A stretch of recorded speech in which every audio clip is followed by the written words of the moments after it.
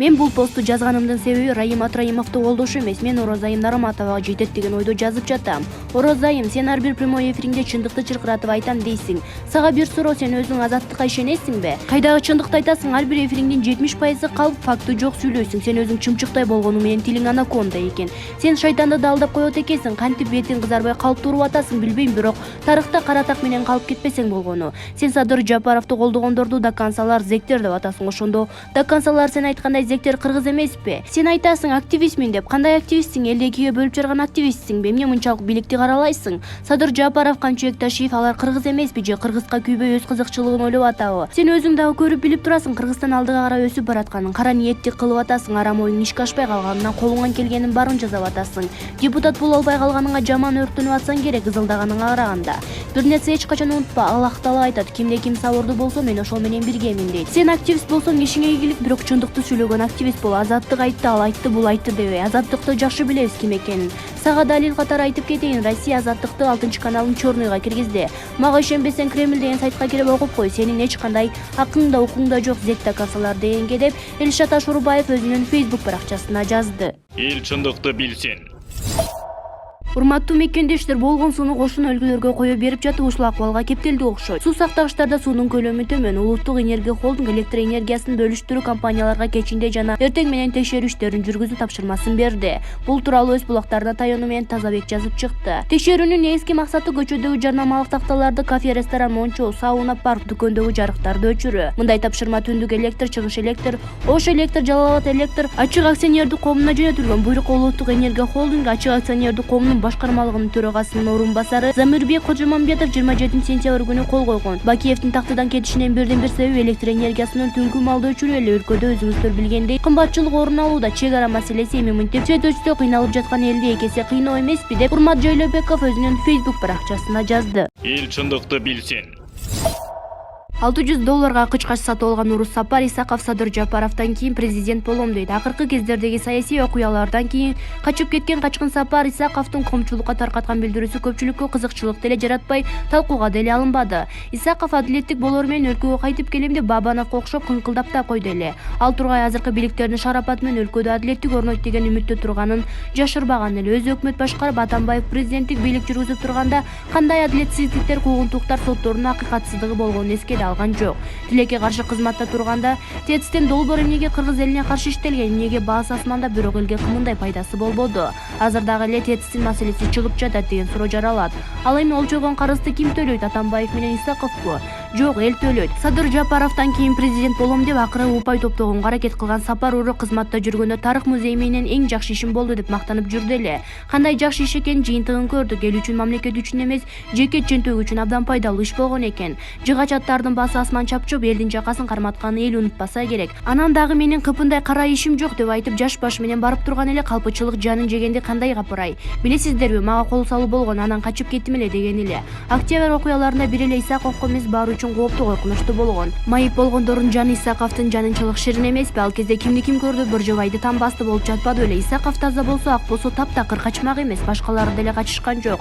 Анын өлүмү ушунчалык эле бирөөгө керек эмес болчу. Эгер соттор адилеттүү болсо мен акталам деп чыккан. Дал ошол адилеттүү сот Атамбаев менен Исаковдун учурунда болгон эмес, баары бийликтин буйругу менен иштеп турган. Андыктан Сапарчы четте качып жүрө бербей келип соттон акталыш керек. Ак киши качпайт, кылмышы бар киши качат. Эгер ак болсо келет жана соттон акталат, баарын ордуна коет. Ошондуктан Исаков сотторго эмес, ириде өзүнө ишениш керек. Акмынбы же жокмунбу деп биринчи өзүнө суроо коюп жообун табышы керек.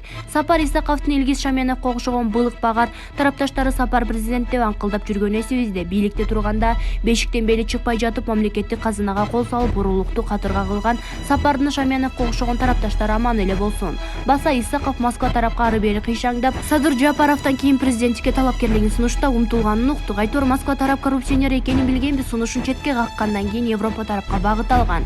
Сапардын сапары байсалдуу болсун, мамлекеттик кызматта турганда мамлекетти кыйратпаган эми кыйратмак беле. Булак Назар Ньюс KG. Эл чындыкты билсин. Абактагы Алмазбек Атамбаев кайсы саясатчыларга кат жазды? Абактагы Алмазбек Атамбаев реалдуу күч түзүүгө ашыгып, айрым саясатчыларга кат жолдоп, берүүгө чакырып жасап жатканы талкууланды. Сюрприз дейт. Канатбек Исаевди, Кеңешбек Дүйшөбаевди жана башка лөктөрдү өзүнө тартуудан жыйынтыгын көрө алабызбы?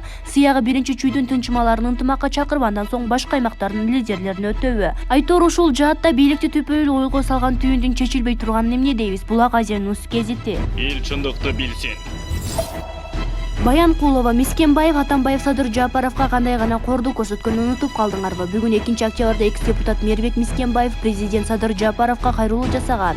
Мискенбаев кайрылууда Атамбаевге күн бүркөсү эле кылмыш ишин козгой берип, анын кадыр-баркын колдоочуларын күн саат санап көбөйтүп жатасыңар. Бул кечиште түрмөдө отуруп чыгуу керек деген салтка айланган эреже боюнча кийинки президент Атамбаев болгону калды деп жазган. Ага журналист Баянкулова жооп катары төмөнгүчө пикирин калтырды. Атамбаевдин Мээрбек Мискенбаевге окшогон жетим жүгүрүктөрү азастан бекинип жаткан жеринен чыгып, Садыр Жапаровго өлкө туңгуюкка баратканын айтып, аябай акыл үйрөтүп жатышат. Каяша жазсаң өчүрүп салып демеле. Так, Мээрбек мырза, сиздин андай каяшага такыр эле, акылыңыз жетпейт эле. Катасы сонун кылып посту ким жазып берип жатат? 2 жыл парламентке депутат боло албай төөдөсө бие деп балдардын жөлөк бул маселеси каралып жатса, Текебаевди жазага тарталы деп төрагадан кагуу угуп, депутаттар каткырып, аны сас келгенсип айыл чарба маселеси менен талашып тартышып атышса, капталдан чыга калып, Атамбаевди мактап адашкан козуда жүрүп, акыры парламенттен ит кууган мышыктай эле кеттиңиз. Эми Садыр Жапаровго акыл үйрөтүп, Атамбаевди мактап жактап, тигини муну жазага тарт дегендей убадалар аткарылбай деп аябай ажылдапсыз.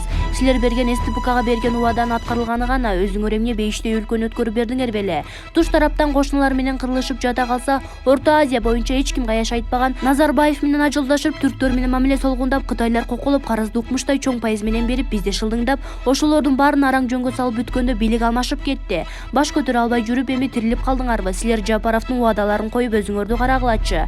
Кудайды кантесиңер? Экинчиден, Атамбаевдин ошончо кадыр болсо, эл 1 минут карап турбай түрмөдөн сурууп алмак. 5-6 жалданма жандарыңар сотко барып эле кыйкырып койсо сүйүнүп атасыңарбы? Элди коюп өзүңүз Кыргыз көмүр апрель баатырларынын акчасын жегениңиз боюнча качан жооп бересиз? Убада демекчи, баш аягы жыйналбаган үйдө болгон өлкөнү кароо ошончолук оор. Атамбаев жакшы болсо жүрөт эле карабыз да. Атамбаев Садыр Жапаровга кандай гана кордуу көрсөткөнүн унутуп калдыңарбы? Же эскертип коелу? Дүйнөдө Атамбаевдей Жапаровго жамандык жасабаган саясатчы жок болуш керек. Так ушул ситуациялар болуп атканда мен парламентте элем. Кутурган эттен жаман кутуруп, журналисттер Садыр Жапаровду колдогонубуз үчүн көп нерседен чийип салып, куугунтуктап, ачыкта жабыкта баардык эшиктер биз үчүн жабылып, деги койчу, кылбаган кылыгыңар калды беле? Дагы убадаларың кана деп кекетип коет өлкө башчысын. Ишиңер болбосун, Атамбаев олтурсун түрмөдө. Болду чекит, анын күнөөсү башындагы арам түгүнөн көп.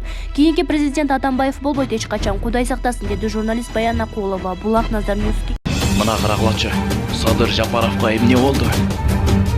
Урматтуу президент Садыр Жапаров, сиз өлкө башына келгенде мамлекеттин тышкы карызынан тышкары болчодой болгон ички карызы тешилип, минуска түшкөн казынасы менен өткөрүп алдыңыз эле. А бирок өлкөдө көптөгөн жаңылануу, курулуш иштери, жолдор оңдолуп жатат.